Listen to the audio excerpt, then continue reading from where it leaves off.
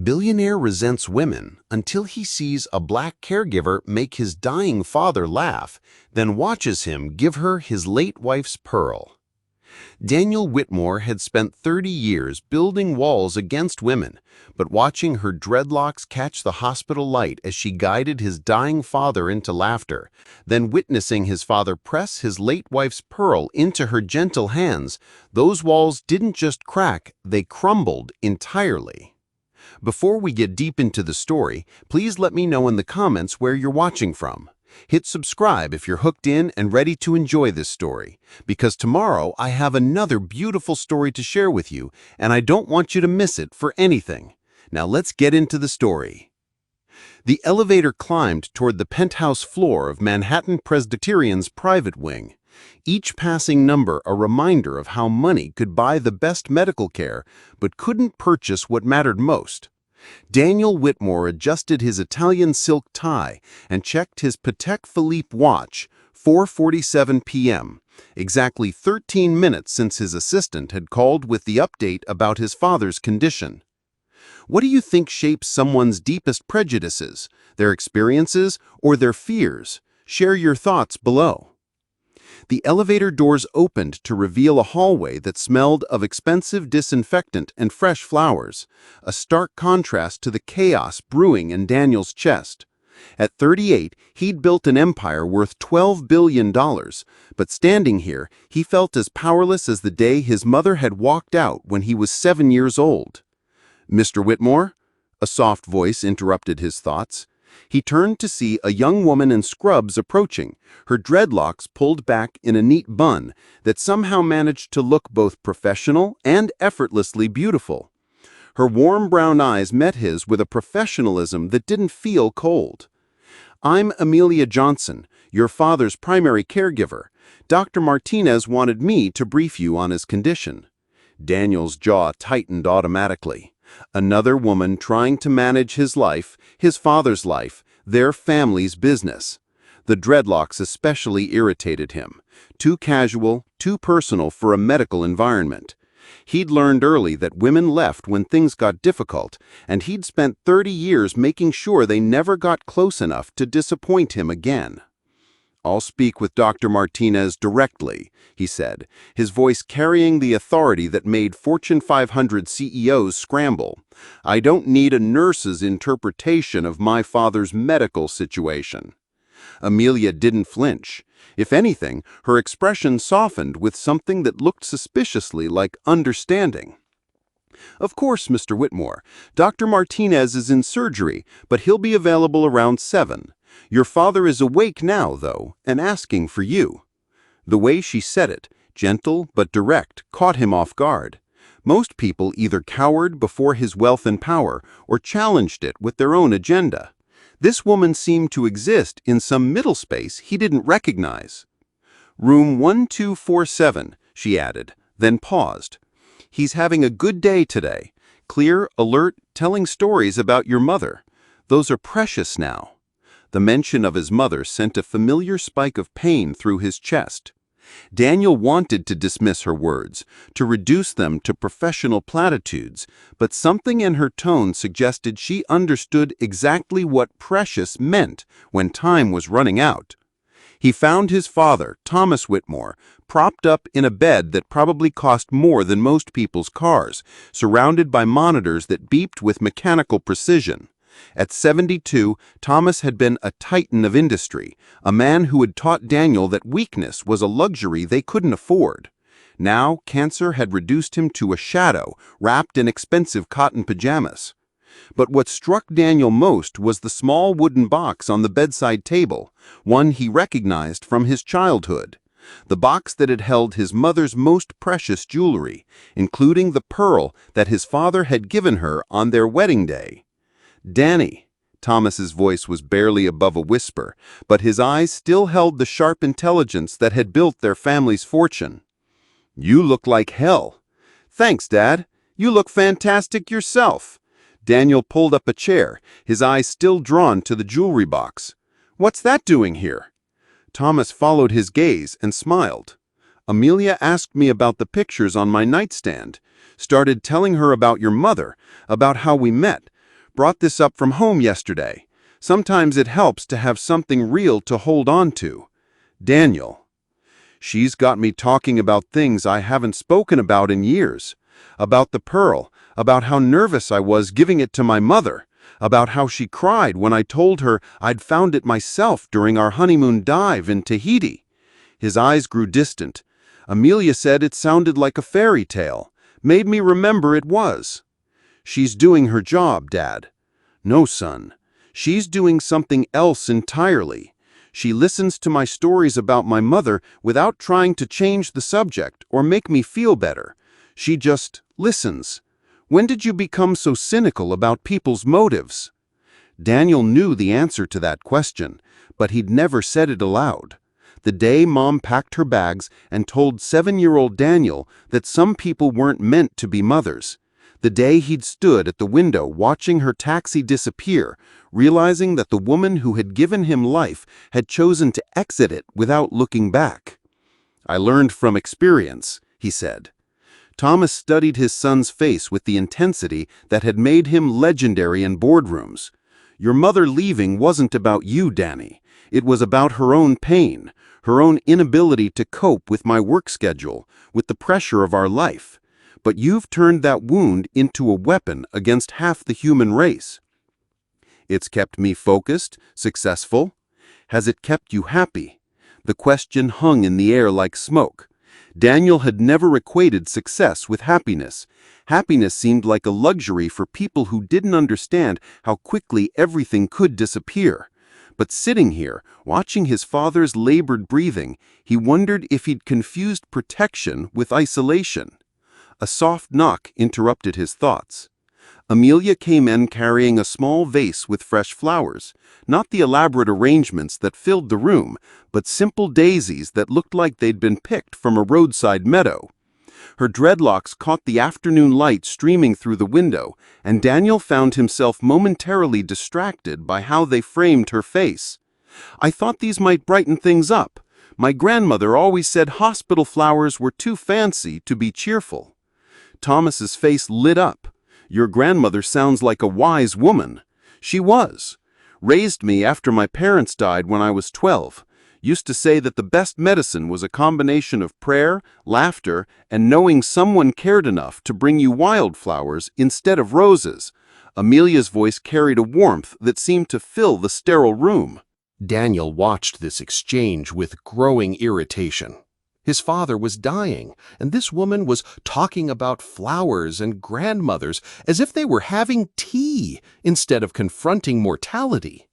The easy intimacy between them felt like emotional manipulation, designed to make them both vulnerable to whatever agenda she was working. "How much is the hospital paying you?" Daniel asked abruptly. Amelia turned to look at him, and for the first time, he saw surprise in her eyes. "I'm sorry?" "For the extra attention, the personal touches, the flowers and the heart-to-heart conversations about family heirlooms. Is this some kind of premium care package we're being charged for?" The room fell silent except for the steady beep of monitors. Thomas's face flushed with anger, but before he could speak, Amelia held up a gentle hand. "The flowers are from my own garden," she said quietly. "I bring them because your father mentioned that he missed seeing growing things. The conversations happen because he's an interesting man with stories worth hearing. And the laughter," she glanced at Thomas with genuine fondness, "that's just what happens when you listen to someone's life instead of just monitoring their vital signs." Daniel felt something shift in his chest. Not quite shame, but close to it. "I didn't mean—" "Yes, you did!" Amelia's voice remained calm, but there was steel beneath the softness. "You meant exactly what you said. You've decided that any kindness must have a price tag, that any attention must be calculated.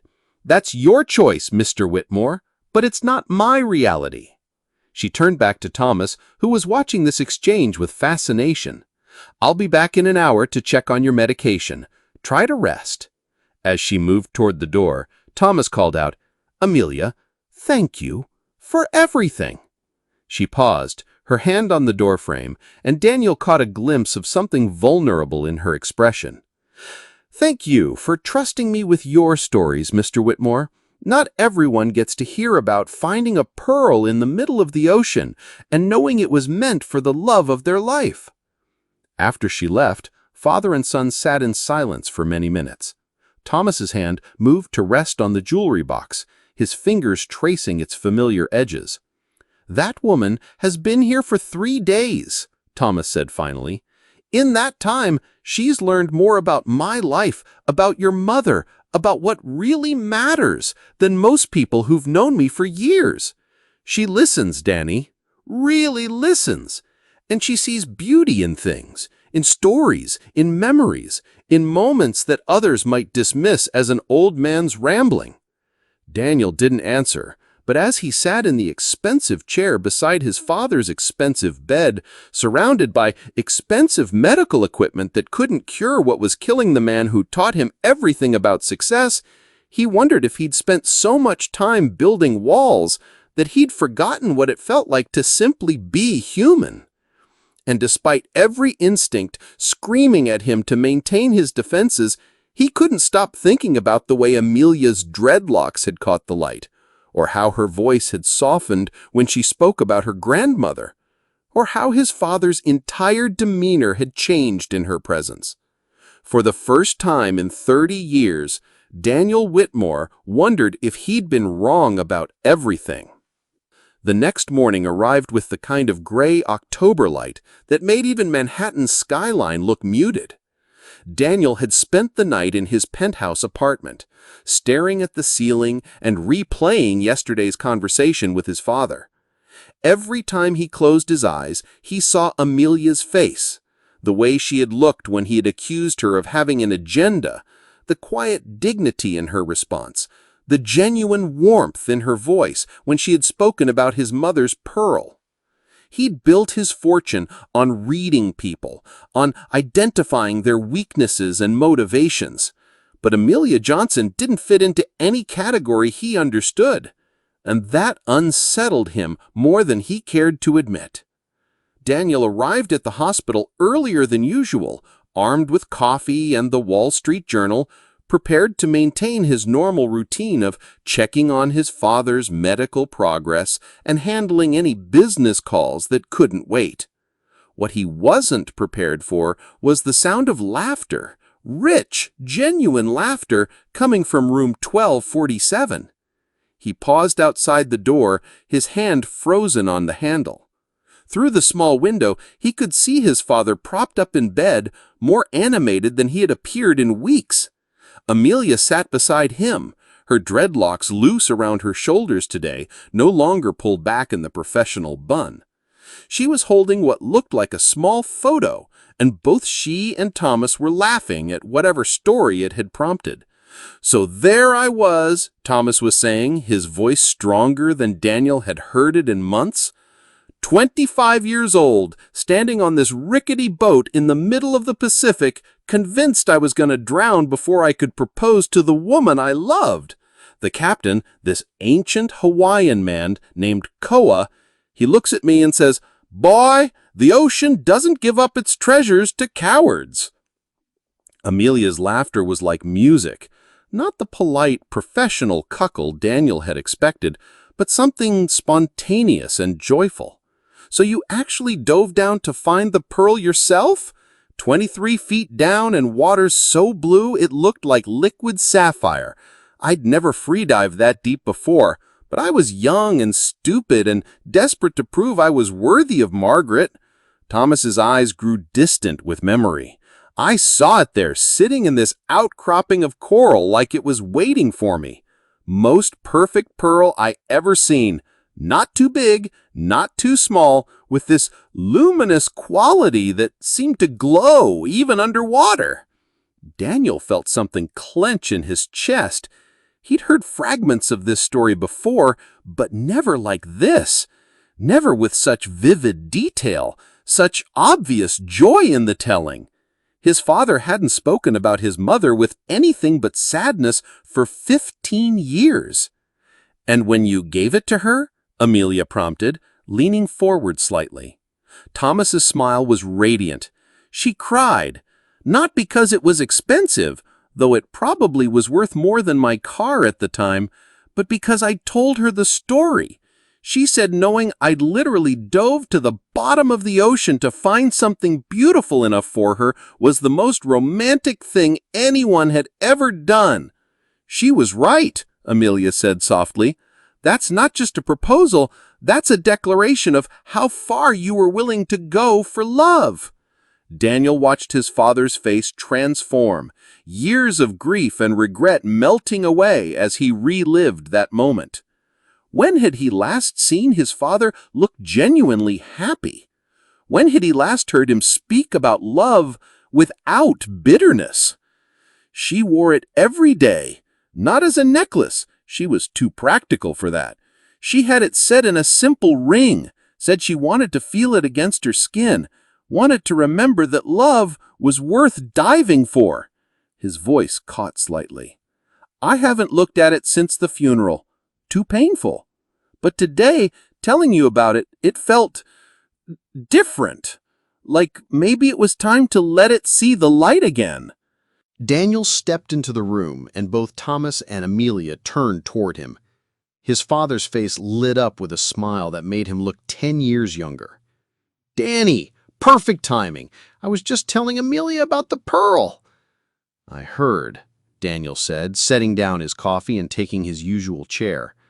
Up close, he could see that Amelia's eyes were slightly bright with unshed tears. Dad, you seem better today. I feel better. Sometimes talking about the good times makes you remember that life hasn't been all struggle. Thomas glanced at Amelia with obvious affection. This one has a gift for making people remember what matters. Have you ever witnessed a moment that completely changed how you saw someone? What was it about that moment that shifted your perspective? Share your experience below. Amelia stood, smoothing her scrubs. I should let you two have some family time. I'll check back later with your medication. Actually, Thomas said, his voice taking on a note Daniel recognized, the same tone he'd used in boardrooms when he was about to make a decision that would surprise everyone. Amelia, would you mind staying for a few minutes? There's something I want to show you. Daniel felt a prickle of unease. His father's hand was moving toward the jewelry box on the bedside table, and there was something in his expression, a combination of peace and determination that made Daniel's stomach tighten. Dad, Daniel said quietly, maybe we should discuss— No discussion needed, Thomas interrupted, his voice gentle but firm. I've been thinking about this all night, and I know exactly what I want to do. He opened the jewelry box with hands that trembled slightly but moved with purpose. The pearl ring sat nestled in faded velvet, catching the morning light with that same luminous quality he'd described. Even from across the room, he could see why his father had been willing to risk his life for it. Amelia, Thomas said, his voice carrying the weight of absolute certainty, I want you to have this. The room fell silent, except for the steady beep of monitors. Daniel felt the world tilt slightly, as if the ground beneath him had shifted. His father was holding out the ring, his mother's ring, the symbol of his parents' love story, to a woman they'd known for 4 days. Mr. Whitmore, Amelia whispered, her voice barely audible, I can't accept that. It's too precious, too personal. It belongs to your family. It belongs to someone who understands its value. Not its monetary value, any appraiser could tell you that, but its real value. You understand that it represents a man willing to risk everything for love. You understand that it's not just a piece of jewelry, but a symbol of how far someone will go for the people they care about. Daniel watched in stunned silence as his father's words hung in the air. This wasn't happening. His father couldn't be giving away his mother's ring to a stranger, no matter how kind she'd been. Your mother would have liked you, Thomas continued, his voice growing stronger. She would have recognized a kindred spirit, Someone who sees beauty in simple things, who listens to stories without trying to fix them, who brings wildflowers instead of roses. He paused, his eyes glistening. She would have wanted this to go to someone who understands that love isn't about perfection. It's about showing up day after day and choosing to see the best in people, even when they can't see it in themselves. Daniel felt something crack inside his chest. His father wasn't just giving away a ring. He was passing on a legacy, a belief system, a way of seeing the world that Daniel had rejected years ago. "I've been carrying this for 15 years, Thomas said, his voice thick with emotion, "carrying it like a burden instead of a blessing. But watching you these past few days, seeing how you've brought joy back into this room, made me remember what Margaret and I had. You've given me back my good memories, Amelia. You've helped me remember that love is something to celebrate, not something to grieve." Amelia's tears were flowing freely now, and she made no attempt to hide them. "But your son—" "My son will understand," Thomas said, glancing at Daniel with a mixture of hope and challenge in his eyes, "because he's about to learn something I should have taught him years ago. Love isn't diminished by sharing it. It's multiplied." Daniel felt every defense he'd built over 30 years crumbling at once. He watched his father place the ring in Amelia's trembling hands, watched her close her fingers around it as if it were the most precious thing she'd ever held. The reverence in her touch, the way she looked at the ring as if she understood its entire history, the tears streaming down her face, it was the most authentic reaction he'd ever witnessed. "I don't know what to say," Amelia whispered. "Say you'll remember the story," Thomas replied. "Say you'll remember that someone once loved my wife enough to dive to the bottom of the ocean for her. And maybe, if you're very lucky, someone will love you that much too." The silence that followed was profound. Daniel stared at Amelia, really looked at her for the first time since they'd met. The way she held the ring, the way she looked at his father with such genuine affection, the way she'd brought light into this sterile room, it wasn't calculation or manipulation. It was simply who she was. And in that moment, watching his dying father give away his most precious possession to a woman who'd shown him kindness, Daniel felt something he'd spent 30 years trying to avoid, the terrifying, overwhelming, undeniable recognition of falling in love. "Thank you," Amelia finally managed, her voice thick with tears. "I'll treasure it always, not just the ring, but the story, the love it represents, the trust you've shown me." Thomas smiled, looking more at peace than Daniel had seen him since the diagnosis. "You've already given me more than I could ever repay. You've given me back my joy." Daniel stood abruptly, his chair scraping against the floor. "I need some air," he said, his voice rough.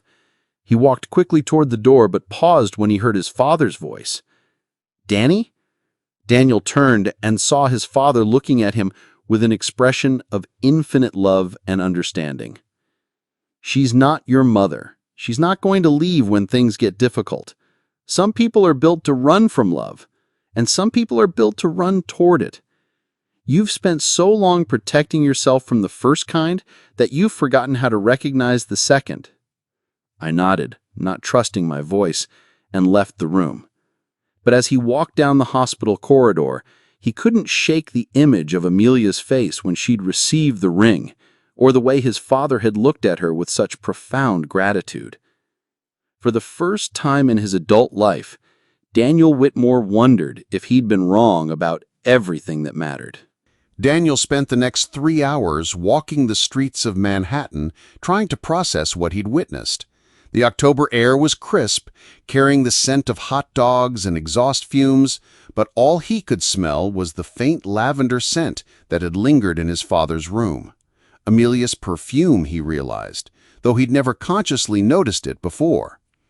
He found himself standing outside Central Park, watching families push strollers and couples walk hand in hand, and for the first time in years, he felt the acute loneliness of his carefully constructed life. His phone buzzed with messages from his assistant, reminders about board meetings and merger negotiations. But the corporate world that had once felt like his natural habitat now seemed hollow and artificial. When he finally returned to the hospital, evening was settling over the city. The hallways were quieter, filled with the soft sounds of dinner carts and visiting families saying their goodbyes. Daniel paused outside his father's room, steeling himself for whatever conversation awaited him. Inside, Thomas was sleeping peacefully, the jewelry box now empty beside his bed. Amelia sat in the chair Daniel usually occupied, reading quietly by the soft glow of the bedside lamp. She'd changed into street clothes, a simple burgundy sweater and dark jeans that made her look younger, more approachable. The pearl ring was on her right hand, and she kept touching it absently as she read, as if making sure it was real. "How is he?" Daniel asked softly, settling into the chair across from her. Amelia looked up, and Daniel was struck by how tired she appeared. Peaceful. The excitement from this morning wore him out, but in a good way. He's been sleeping since about 4. He marked her place in the book, something about gardening, he noticed. He was worried about you. Said you looked like you'd seen a ghost. He studied her face, searching for any sign of the calculated manipulation he'd spent years learning to detect. Instead, he saw genuine concern, the kind of empathy that couldn't be faked. "Maybe I did." "The ghost of your mother." The question was so direct, so understanding, that Daniel felt his carefully maintained composure wobble. "Among others." Amelia closed her book and set it aside, giving him her full attention. "Want to talk about it?" "I don't talk about personal things." The words came out automatically, a reflex developed over decades of keeping people at arm's length. "I know." Her voice was gentle, without judgment. "But sometimes not talking about things gives them more power than they deserve." Daniel found himself staring at her hands, the way she wore his father's ring as if it belonged there. "Why did you accept it?" "The ring?" Amelia glanced down at her hand, her expression thoughtful. "Because saying no would have hurt him more than keeping it will hurt me." "What do you mean, hurt you?" For the first time since she met him, Amelia looked vulnerable. "Do you know what it's like to receive something so precious from someone you're going to lose? To have a dying man trust you with his most sacred memory?" She touched the ring again, her voice barely higher than a whisper. "I'll carry the weight of that gift for the rest of my life, the responsibility of living up to what it represents." Daniel felt something shift in his chest. He'd assumed she'd accepted the ring because of its value, because of what it might mean for her financially. He'd never considered that receiving it might be a burden as much as a blessing. "You could have refused," he said quietly. "Could I?" Amelia's eyes met his, and he saw a complexity there he'd been too prejudiced to notice before. "Your father is dying, Mr. Whitmore. He has so few opportunities left to make meaningful gestures, to feel like he's passing something important to someone who will cherish it. Taking that away from him would have been cruel. So you sacrificed your own comfort for his peace of mind." "I did what anyone with a heart would do." She paused, then added more softly, "What you would have done if you'd let yourself." The observation hit him like a physical blow. "You don't know me." "I know you've been here every day since he was admitted. I know you've made sure he has the best care money can buy. I know you rearranged a board meeting yesterday so you could be here when he woke up from his afternoon nap." Amelia's voice carried a conviction that made Daniel's defenses feel suddenly fragile. "I'm not afraid." "You're terrified." The words were spoken gently, but with absolute certainty. "You're terrified of caring too much, of letting someone matter enough to hurt you. You're terrified of ending up like your father, loving someone so completely that losing them nearly destroys you." Daniel felt exposed, as if he'd reached inside his chest and pulled out his deepest fears. "You think you have me figured out? I think you've spent so long protecting yourself from pain that you've forgotten how to recognize joy." Amelia leaned forward slightly, and Daniel caught that lavender scent again. "I think you saw your father's face when he gave me that ring, and it scared you because it reminded you what love actually looks like." When was the last time someone saw through your defenses and called you on your fears? How did it feel to be truly seen? Share your thoughts below. The silence stretched between them, broken only by the steady beep of Thomas's monitors. Daniel wanted to deny her words, to retreat behind his familiar walls of cynicism and control. But sitting here in the soft lamplight, watching her unconsciously touch the ring his father had given her, he couldn't summon his usual defenses. He loved her so much it nearly killed him when she died. For 2 years after the funeral, he barely spoke, barely ate. I had to run the company because he couldn't function. I was 23 years old, and I had to watch my father disappear into grief so complete I thought I'd lose him too. Amelia's expression softened. "Is that when you decided love was too dangerous?" "That's when I decided love was a luxury I couldn't afford. I watched what it did to him. I watched him fall apart, and I swore I'd never let myself be that vulnerable to another person. And yet here you are, sitting beside his bed every day, letting him matter enough to hurt you." Daniel looked at his sleeping father, at the peace in his weathered face. "That's different. He's family." "Love is love," Amelia said simply. "Whether it's family or friendship or romance, it requires the same leap of faith, the same willingness to risk everything for something that might not last." "But might be worth it anyway," Daniel said, surprised by his own words.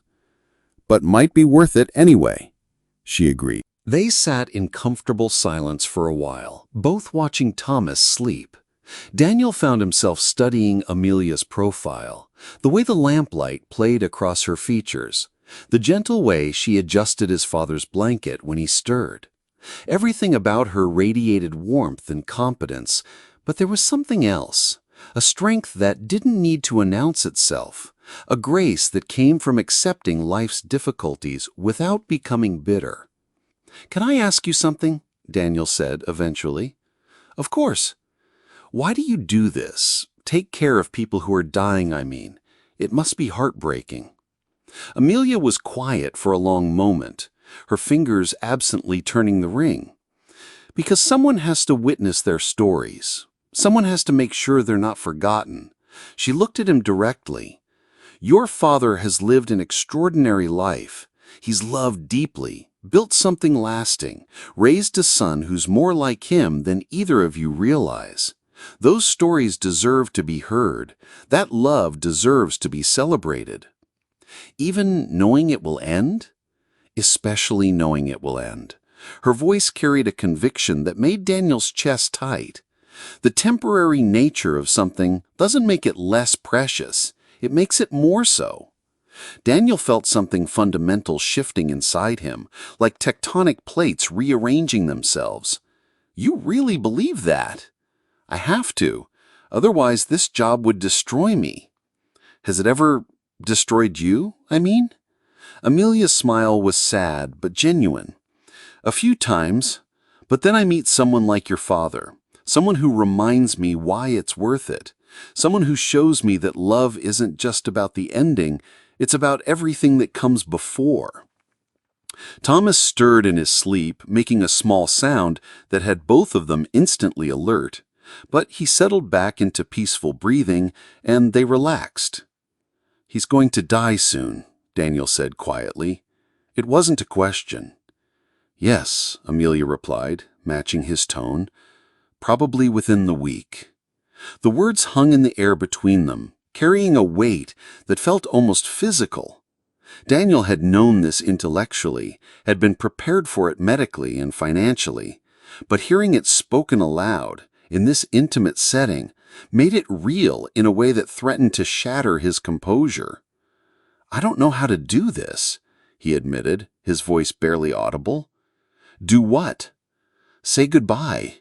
Let him go. Be alone again." Amelia reached across the space between their chairs and covered his hand with hers. The contact was electric, sending warmth shooting up his arm and straight to his chest. Daniel felt 30 years of carefully constructed walls trembling. "You barely know me." "I know enough." Her thumb traced across his knuckles, and Daniel felt 30 years of carefully constructed walls trembling. "I know you're not as heartless as you pretend to be. I know you're capable of love, even if you're afraid of it. I know you're going to need someone to remind you of that when your father is gone." "And you think that someone should be you?" Amelia's hand stilled on his, and for a moment Daniel thought he'd pushed too far, assumed too much. But then she smiled, and it was like sunrise breaking through storm clouds. "I think," she said carefully, "that your father gave me this ring for a reason. Not just because he wanted me to remember his story, but because he wanted me to understand that some love is worth diving to the bottom of the ocean for." Daniel's heart hammered against his ribs. "Amelia!" "I'm not asking you to dive to the bottom of the ocean," she said, her voice gentle but steady. "I'm just asking you to consider that maybe, just maybe, some risks are worth taking." The door opened suddenly, and a night nurse entered with medication. The spell was broken, and Amelia withdrew her hand, but the warmth lingered. Daniel sat back in his chair, his mind reeling with the implications of what had just passed between them. As the nurse checked Thomas's vitals and adjusted his IV, Daniel found himself studying Amelia's face, memorizing the curve of her lips, the way her dreadlocks fell across her shoulder, the quiet confidence in her posture. For the first time in his adult life, he was considering the possibility that his father might be right, that some people were built to run toward love, not away from it. And as terrifying as that thought was, Daniel realized he was beginning to hope that Amelia might be willing to teach him the difference. 3 days later, Daniel's carefully ordered world began to unravel at 3:47 a.m. His phone buzzed on the nightstand, pulling him from restless sleep. The caller ID showed Manhattan Presbyterian, and Daniel's blood turned to ice. He'd been expecting this call, dreading it, but somehow still wasn't prepared for the gentle voice of the night nurse. "Mr. Whitmore, you asked us to call if there were any changes. Your father's condition has deteriorated significantly. You should come now." Daniel was dressed and out the door within minutes, his heart hammering as he navigated the empty Manhattan streets. The city looked different at this hour, softer, more vulnerable, stripped of its daytime pretensions. He thought about the last conversation he'd had with his father, how Thomas had squeezed his hand and said, "Don't wait too long to be happy, son. Life's shorter than you think."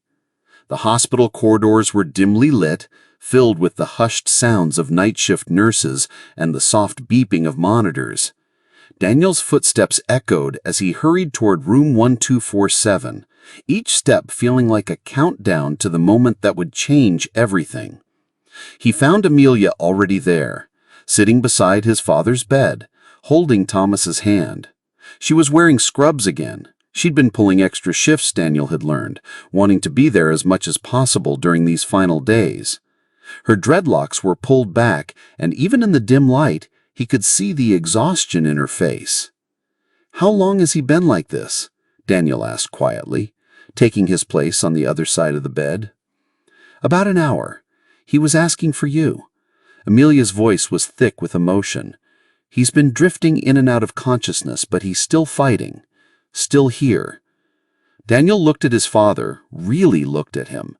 Thomas's breathing was labored, his skin pale and waxy, but there was still that familiar strength in his features. The jewelry box sat empty on the bedside table, a reminder of the gift that had changed everything. "Dad," Daniel said softly, taking Thomas's other hand. "I'm here." Thomas's eyes fluttered open, and despite the morphine, despite the pain, they focused on Daniel with perfect clarity. "Danny." The word was barely a whisper, but it carried 3 decades of love and pride. "I'm here, Dad. I'm not going anywhere." Thomas's gaze shifted to Amelia, and his lips curved in the faintest smile. "Both of you. Good. Need to tell you something. About the pearl." Daniel felt Amelia's hand tighten around Thomas's and saw her lean forward slightly. "What about it, Mr. Whitmore?" Not just about the dive." Thomas's breathing was becoming more labored, but his voice grew stronger with urgency. "About what happened after, when I gave it to Margaret."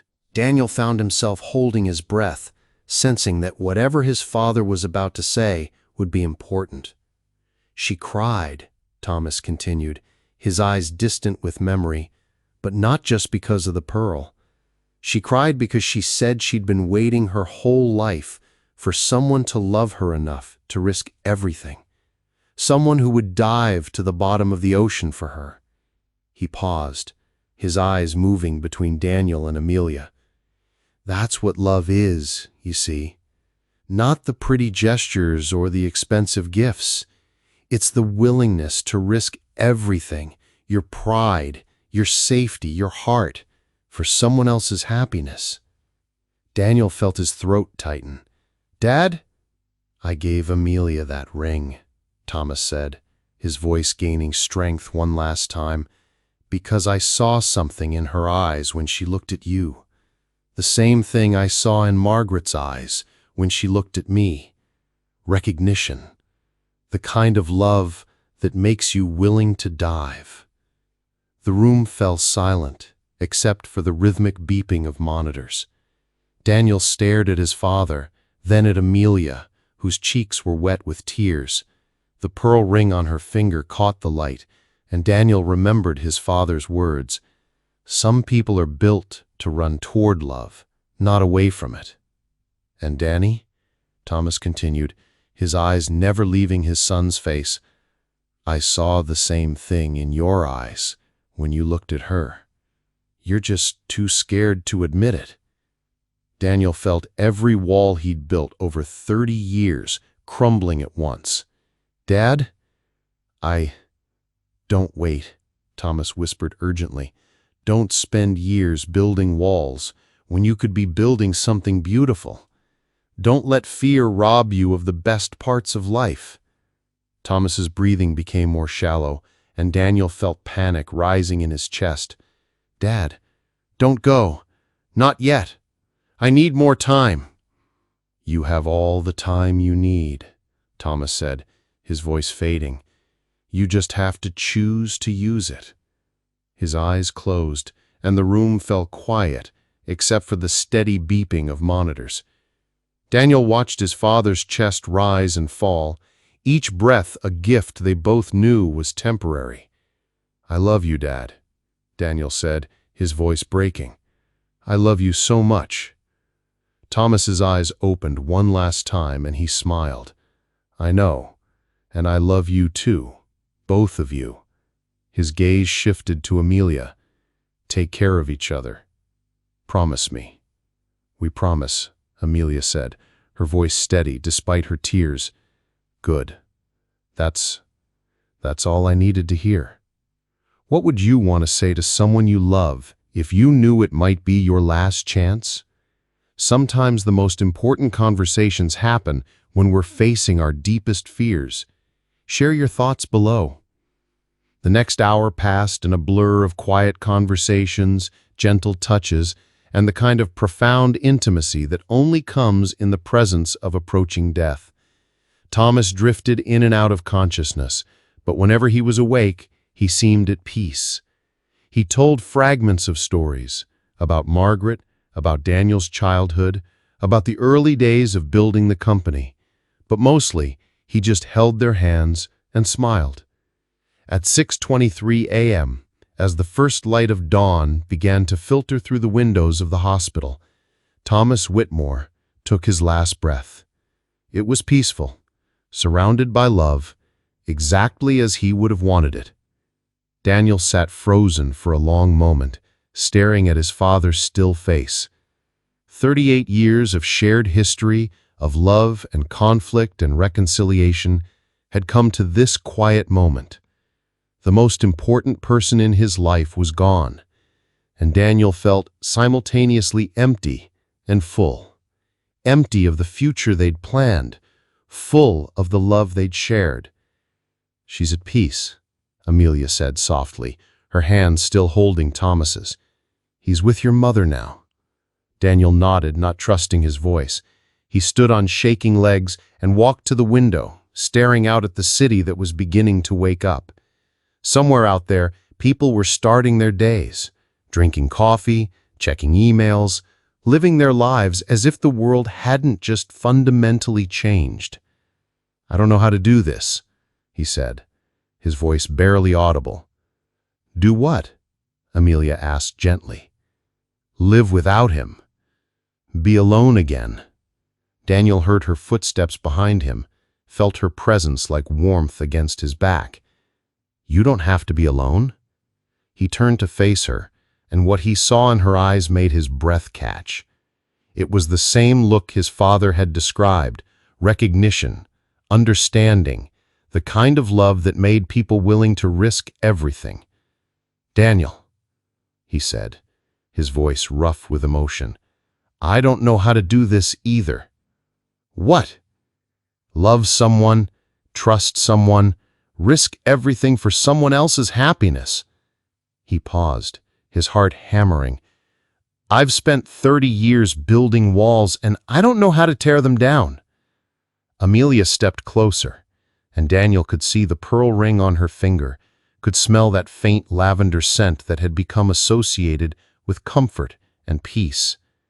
"You don't have to tear them down all at once. You just have to be willing to let someone in." "What if I hurt you? What if I'm not capable of the kind of love my father had? What if you are?"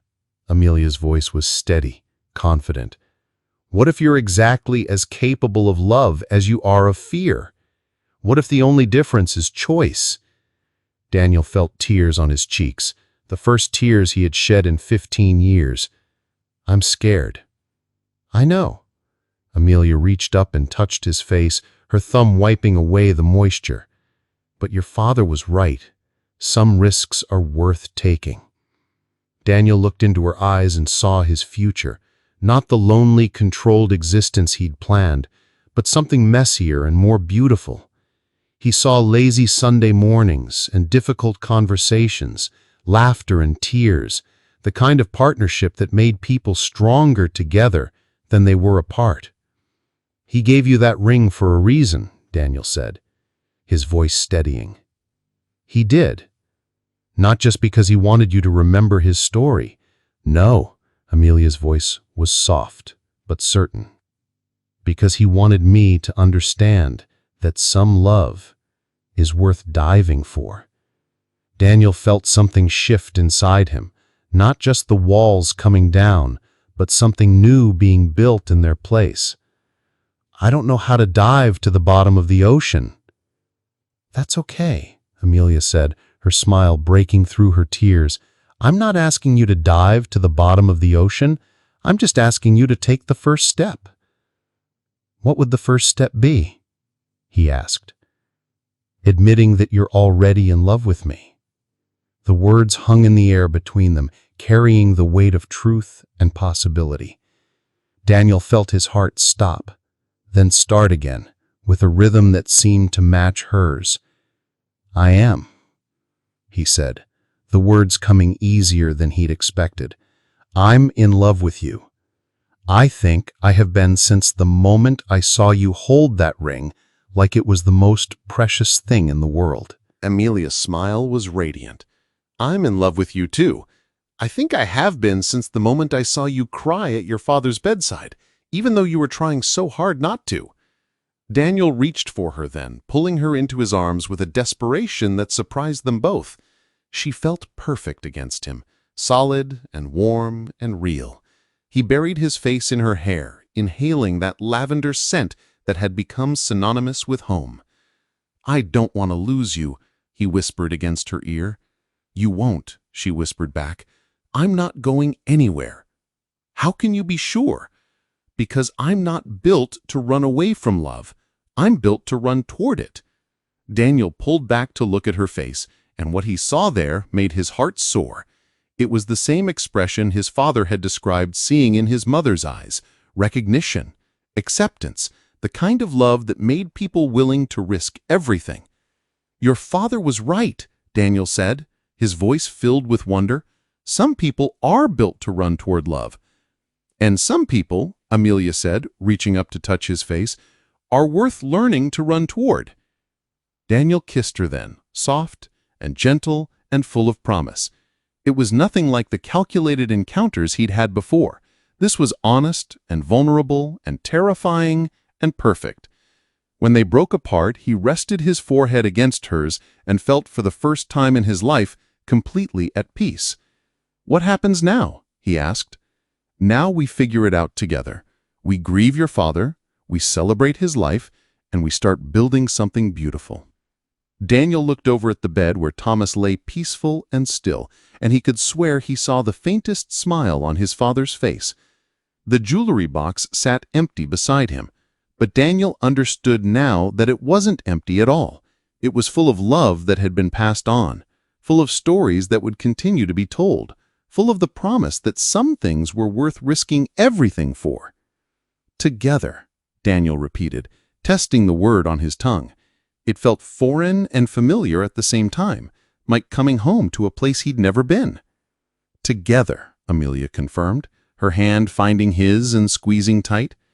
And as the sun rose over Manhattan, painting the hospital room in shades of gold and promise, Daniel Whitmore finally understood what his father had been trying to tell him all along, that love wasn't a weakness to be avoided, but a strength to be embraced, that some people were worth diving to the bottom of the ocean for, that some risks were worth taking.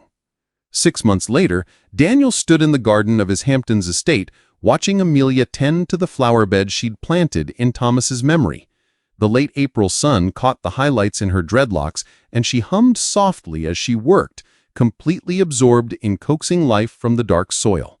The pearl ring still lived on her right hand, but now it was accompanied by a simple engagement ring on her left, a vintage emerald that had belonged to his grandmother.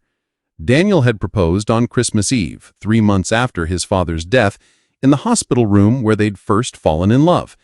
It had felt right to begin their future in the place where his father had taught him to stop running from love.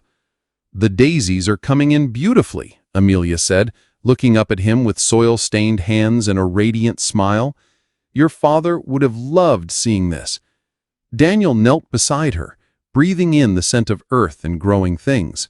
6 months ago, he would have hired a team of landscapers to maintain his property. Now he found peace in the simple act of planting seeds and watching them grow, a metaphor that wasn't lost on him. "He would have loved seeing us," Daniel replied, brushing a streak of dirt from her cheek. "I think he knew before we did." He was a wise man.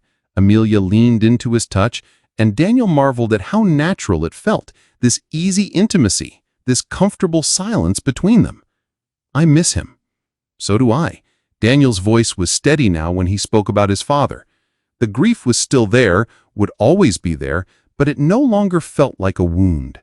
Instead, it felt like love with nowhere to go, so he'd learned to channel it into building the life Thomas had wanted for him. The sound of car doors slamming in the driveway interrupted their quiet moment. Daniel checked his watch. Right on time. "They're here." Amelia's face lit up with excitement.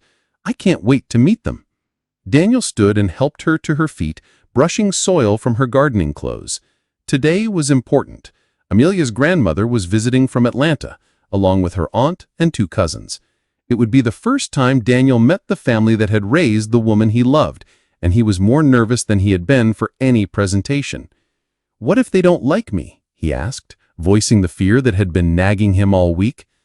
Amelia laughed, the sound like music in the garden air. "They're going to love you. How could they not?" "I'm not exactly what most families picture when they think of their daughter's ideal partner." And what's that supposed to mean? Daniel hesitated, then decided on honesty. Rich white guy with trust issues who used to hate women? I'm not exactly a catch. Amelia turned to face him fully, her expression serious. Daniel Whitmore, do you know what my grandmother said when I told her about you? I'm afraid to ask. She said, baby girl, I don't care if he's purple with green polka dots.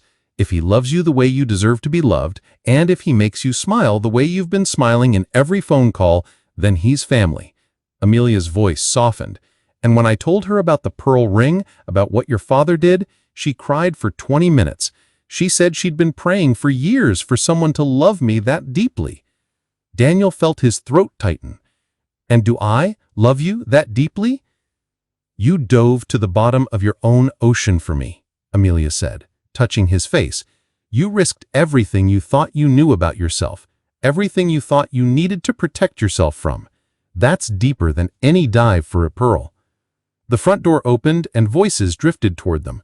Warm, animated conversation that made Daniel's chest tighten with something he'd rarely experienced, the anticipation of belonging somewhere. Come on, Amelia said, taking his hand. Time to meet the people who made me who I am. Daniel squeezed her hand, drawing strength from her confidence. 6 months ago, he would have approached this meeting like a business negotiation, armed with talking points and strategies. Now, he simply wanted to be worthy of the love these people had given the woman he cherished. They walked toward the house together, and Daniel marveled at how much his life had changed. The estate that once felt like a fortress now felt like a home. The silence that had once been his refuge now felt empty, without Amelia's laughter filling it. The isolation that had once been his protection now seemed like the prison it had always been. Amelia, honey, a voice called out as they approached the patio. Where's this man we've been hearing so much about? Daniel saw her first, a woman in her 70s with silver hair and eyes that were unmistakably related to Amelia's. She moved with the same grace, the same quiet strength, and when she smiled, Daniel understood where Amelia had learned to light up a room. Grandma Ruby, Amelia said, rushing forward for a hug. This is Daniel. Ruby stepped back from her granddaughter and studied Daniel with the kind of intensity that made him feel like he was being assessed not just as a person, but as a potential guardian of something precious. Her gaze lingered on his face, taking in everything, his nervousness, his hope, his obvious love for Amelia. So you're the man who's got my granddaughter glowing like a firefly, Ruby said, her voice carrying a hint of southern accent. Yes, ma'am, Daniel replied, extending his hand. It's an honor to meet you. Ruby ignored his handshake and pulled him into a hug that smelled like lavender and home cooking. None of that handshaking nonsense. You're family now. Have you ever experienced a moment when you felt truly welcomed into a family, whether biological or chosen? What made that moment special? Share your story below. The next few hours passed in a blur of introductions, stories, and the kind of easy conversation that Daniel had never experienced with his own family. Ruby regaled them with tales of Amelia's childhood, her aunt shared embarrassing teenage stories, and her cousins treated Daniel like they'd known him for years. But it was during dinner, as they sat around the table Daniel had bought for entertaining clients but never used, that he truly understood what he'd been missing all his life. Tell us about the pearl ring, Ruby said, her eyes twinkling. Amelia told us the story, but I want to hear it from you. Daniel looked at Amelia, who nodded encouragingly. He took a breath and began to tell the story of his father's final days, of the gift that had changed everything, of the love that had transformed his understanding of what it meant to be human. Your father sounds like he was a remarkable man, Ruby said when he finished. A man who understood that love isn't about what we can give someone, but about what we're willing to risk for them. He was, Daniel agreed. I just wish I'd understood that while he was alive. Oh, honey, Ruby said, reaching across the table to pat his hand. You think he didn't know? You think he didn't see the change in you? That man knew exactly what he was doing when he gave my granddaughter that ring. Daniel felt his eyes mist. What do you mean? He was making sure you both understood that love isn't just about the moment you find it. It's about what you build with it afterward." Ruby's voice carried the wisdom of someone who had loved and lost and loved again. "That ring isn't just a symbol of his love for your mother. It's a symbol of his faith in your future together." After dinner, as the family settled in the living room with coffee and Ruby's famous peach cobbler, Daniel found himself on the patio with Amelia, looking out at the garden they'd planted together. "Your grandmother is incredible," he said, wrapping his arms around her from behind. "She likes you," Amelia replied. "I can tell. She's been watching you all evening, and she has that look she gets when she's decided someone is worth keeping." "And what look is that?" "The look she had when she first met my grandfather. The same look she had when she decided to take me in after my parents died. The look that says, 'This one's going to be family.'" Daniel felt something settle in his chest, a peace he'd never experienced before. "I never thought I'd have this." "Have what?" "A family. Real connection. People who love me not because of what I can do for them, but because of who I am." He paused, looking into her eyes. "I never thought I'd feel like I belonged somewhere." "And now?" "Now I know that home isn't a place. It's the people who choose to love you, even when you're difficult to love." Amelia smiled, and Daniel was struck again by how beautiful she was, not just physically, but in the way she moved through the world with such grace and compassion. "You're not difficult to love, Daniel. You're just out of practice being loved." "I'm learning." "We both are." Daniel kissed her then, soft and sweet and full of promise. When they broke apart, he rested his forehead against hers and felt the weight of his father's wisdom settling over him like a blessing. "I have something for you," he said, reaching into his pocket. Amelia raised an eyebrow. "We're not exchanging more jewelry, are we? I can only wear so many meaningful rings." Daniel laughed. "Not jewelry. Something else." He handed her a small velvet box, and she opened it to reveal a key, old-fashioned and ornate, clearly antique. "What's this?" she asked, looking puzzled. "The key to the house in Tuscany," Daniel said, his voice steady despite his racing heart. "I bought it last month. It's where I want us to go for our honeymoon, but more than that, it's where I want us to build our life together." Amelia's eyes widened. "Daniel, I can't." "Yes, you can." Daniel took his hands, key and all. "I've spent 38 years building walls and accumulating things that don't matter. I want to spend the rest of my life building something that does matter. With you." "Are you sure? It's a big change. Living in Italy." "I'm sure." Daniel's voice carried absolute certainty. "I've already started moving the company operations so I can work remotely. The house has gardens, Amelia, acres of them, and a vineyard, and a view of the countryside that will take your breath away." Amelia looked down at the key, then back at his face. "What about your life here? Your business? Your routine?" "My life is wherever you are. Everything else is just logistics." "And aren't you scared? Of changing everything? Of taking such a big risk?" Daniel smiled, remembering his father's words. "I'm terrified. But I'm more scared of not taking the risk. I'm more scared of playing it safe and missing out on the adventure of building a life with you." Amelia's smile was radiant. "A vineyard, you said?" "A vineyard. We could make wine, host weddings, maybe start a family if you want." Daniel's voice grew softer. "I know it's a lot to ask." "It's not asking," Amelia interrupted. "It's offering. You're offering to build something beautiful with me. And, Daniel," she reached up to touch his face, "I can't think of anything I want more." "Really?" "Really." She kissed him, and Daniel felt his heart soar. "Besides, your father would have loved it. A vineyard in Italy. He would have said it was the perfect place for someone who learned to dive for pearls." Daniel laughed, pulling her closer. "He would have, wouldn't he?" "He would have been so proud of you," Amelia said, her voice thick with emotion. "Look how far you've come. 6 months ago, you were afraid to let anyone close. Now you're planning to move to Italy and start a vineyard. 6 months ago, I thought love was weakness. Now, I know it's the only thing that makes us strong." From inside the house, they could hear the sounds of Ruby telling stories, of family laughter, of the kind of warmth that Daniel had spent his entire life thinking was impossible. He looked at Amelia, at the pearl ring on her finger, at the engagement ring that promised their future, and felt a gratitude so profound it took his breath away. "Your father was right," Amelia said, as if reading his thoughts. "Some people are built to run toward love."